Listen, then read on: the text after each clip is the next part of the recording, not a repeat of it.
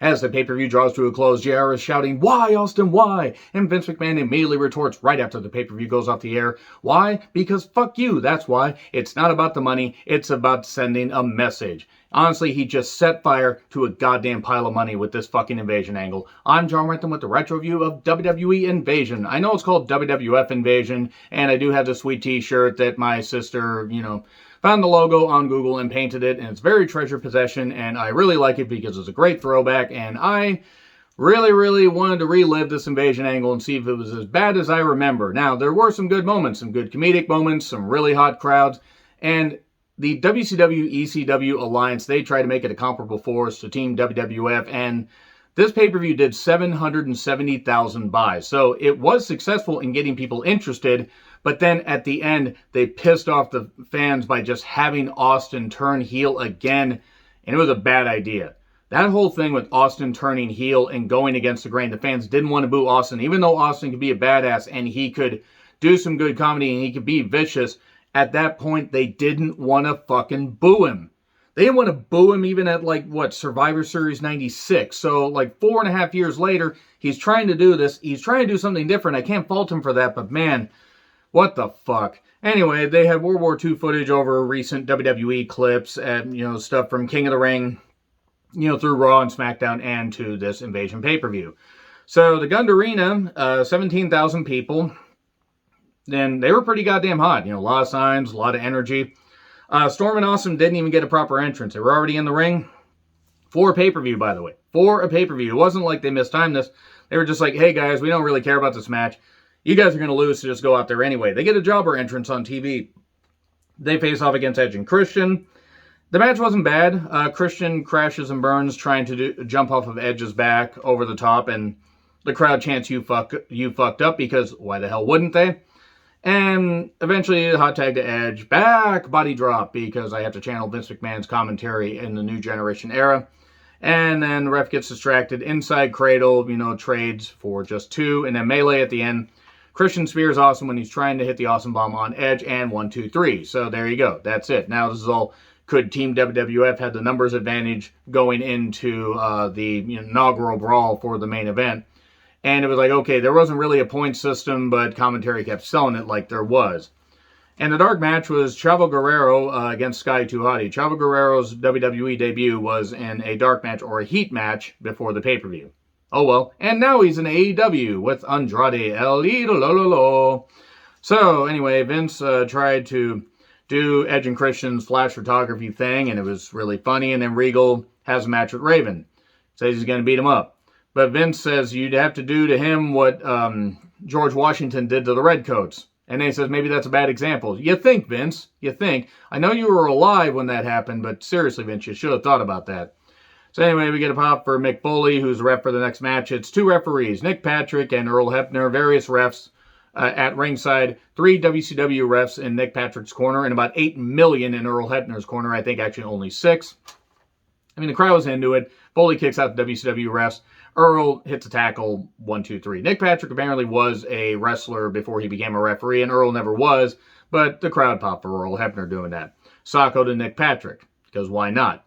And Sarah's talking to Deborah about DDP and the kidnapping and all that, because on the SmackDown, the Go Home SmackDown for this pay-per-view, Deborah was trapped in DDP's trunk, which sounds like he's an elephant, or he hid her in his ass, and with yoga, anything is possible. So I'm going to get away from this, and I'm going to talk about the APA versus Palumbo and O'Hare. WWE Tag Team Champions and WCW Tag Team Champions. So, Jumpstart was more of a brawl at first. Wasn't awful. These two had singles matches and interactions before. So, I will say that as far as most of these matches, enough of these guys had interactions that the matches meant something. But a lot of the matches were get in, get out. Just do a few things. Farouk got targeted. Eventually, clothesline from hell on Palumbo 1, 2, 3. And then Vince hypes up Jericho in the inaugural brawl. Jericho knocks WCW and ECW, namely Heyman, saying he looks like, a white Shrek. And then Shane tells Kidman he has to win. And Kidman says, don't worry about it. And Heyman's like, we're losing. And Kidman's like, I'm the Cruiserweight champion. I'll show everybody why they chant X-Pac sucks. And then it's X-Pac versus Kidman and a light heavyweight champion versus Cruiserweight champion match. Not bad. X-Pac is going to get more cheers tonight in WWE country. Bell rings immediately. X-Pac sucks.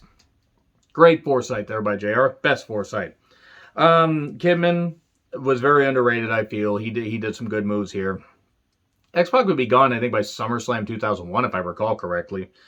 He did miss a rolling senton, and then he caught Kidman off the ropes with the X Factor for 2, but then Shooting Star Press 1, 2, 3, and Kidman gets the victory.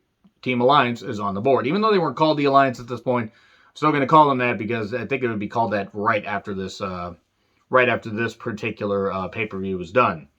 And then DDP tries to talk about Deborah and what he did to her, and Shane and Stephanie are like, you have to focus. He's like, I am focused. I'm in Austin and Taker's head.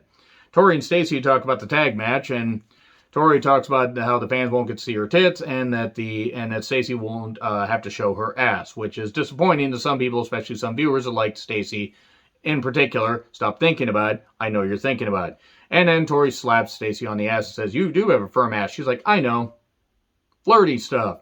So, and they may have a private showing for Matt and Jeff later after they win the tag team bra and panties match. Women's wrestling has come a lot further since then. Raven versus Regal. At times it was fine. The crowd did kind of boo the shit out of this. They were even saying, I believe, boring at some points. It was a clash of styles. Referee distracted. Taz runs down, suplexes Regal. Raven effect, 1, 2, 3. Some of these matches don't really require all that much attention, though I didn't mind some of it, but it maybe for a pay-per-view wasn't the best idea, even though it made sense storyline-wise. Vince then talks to Taker and Kane about how they got to win. Vince mentions how DDP was going to show the best of Sarah, and then he chokes him against the wall and says, Taker chokes Vince against the wall. It would have been weird if it's the other way around. Says, how about tonight we see the best of The Undertaker? Then we have Big Show, Billy Gunn, Albert versus Canyon. Who better? He didn't even get that music. Morris and Sean Stasiak. The fans kept chanting meet at Stasiak, and it was a melee ref distraction. And Stasiak hits a reverse DDT, takes about 4 years to get out of the ring, and then Morris covers 1, 2, 3. There you go. That's a nice 4.5 minute match. And then the melee where Morris and Stasiak, Hugh Morris that is, by the way, get laid out with choke slams, and then Canyon gets hit with the alley-oop. So Team WWF loses, and these guys are basically were schlubs in WCW, with the exception maybe of Canyon, were basically just made to look like, well, schlubs. So then Shane hypes up Booker, and then Regal tells to Jerry, hey, you have to, go beat up Taz. So he does. It wasn't bad. He hits the mist and a kick, 1, 2, 3. It was about 5.5 minutes. Taz hits a few suplexes, but Taz at this point, injuries are piling up from that neck injury that he had in July of 95. And he would soon transition to being a full-time commentator, I believe, right after No Way Out 2002. It's a shame he didn't get to wrestle at Mania 18, but you know what? Better for his health, and he's been doing great at commentary and radio hosting ever since. And then Matt's telling Jeff backstage, I'm worried about RVD, which he should have been. RVD hits him with a chair and then says, you're next. So apparently RVD is Goldberg now. And then we have WWF New York footage where Hardcore Holly rips the shirt off of a guy and then, helps and then says to a kid, hey, you doing all right? Yeah, I just saw you beat up that guy. Please don't beat me up. And that's about it. RVD versus Jeff Hardy for the hardcore title.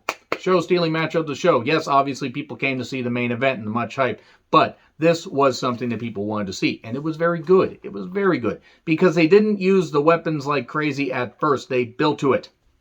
Imagine if they would do that now instead of just breaking shit out right away. So, the match... the match built and built. Huge RVD chance.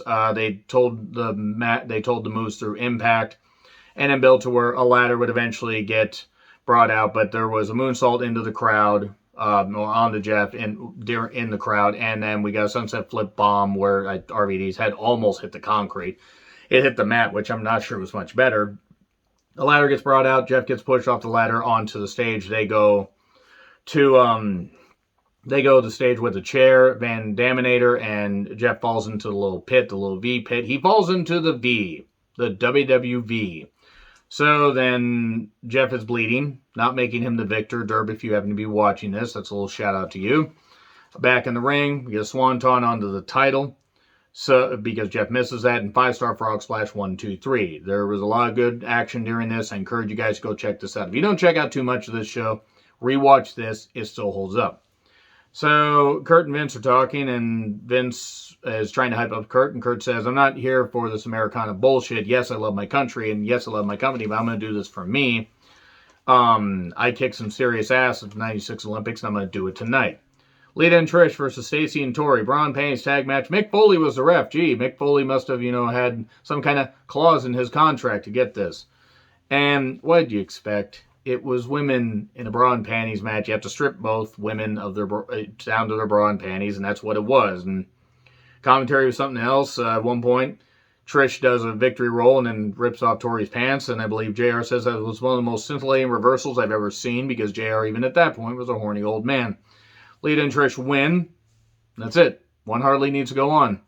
Team Alliance and Team WWF are also, hyping up and everything. Austin's all fired up. We get 5 minutes of recap. Seriously, there were a lot of recap. That's the thing about this. I understand recapping to catch people up if they couldn't catch the TV, but this pay-per-view could have been about 10 minutes shorter if they would have cut down on the recaps. But Shane, Steph, and Heyman arrive, and then Vince arrives to a pop. So they're all at ringside. Everybody's entrances take like 10 minutes. Now, it's fine. It's a big deal. Inaugural Brawl. You have, it was almost 30 minutes. You have 2 referees, WCW and WWE referee. And then Team WWF is Austin, Angle, Jericho, Taker, and Kane versus Team Alliance, I'll just say. Booker, Rhino, DDP, and the Dudleys. Huge pop for Austin. And the match jump-started before Austin even showed up, and then he got a huge pop. And then basically, why even have rules? Because they were just beating each other up. And this wasn't as good as the 10-man tag as far as atmosphere at Canadian Stampede, 4 years prior, because it took place in July of 97, with terrific pay-per-view, by the way. The In Your House Canadian Stampede. Absolutely electric atmosphere. Anyway. Everyone got a chance to shine, and then, of course, it did break down where Angle got targeted for a bit. There was a nice superplex early on from Austin, and then Booker and Angle tangled, Austin, Booker tangled. Everybody had a feud with the other because they wanted to prove brand supremacy. Brand white supremacy. Wait, moving on. They wanted to prove that their company was better, so then they were all intermingled with each other, or intermingled with each other. And they would eventually, it all broke out into a brawl all over. Austin was selling his knee. Poor Charles Robinson got laid out with the last ride. Probably the safest last ride. And Charles Robinson took a lot of bumps at that point in his career. Because he took a sky elbow from Randy Savage, and I think it cracked a couple ribs. And then Charles Robinson, he's out, so the WWF referee's in. Devon gets chokeslammed by Kane onto the announcer's table. Meanwhile, Taker and DDP have just fought seemingly into the next county because they just left.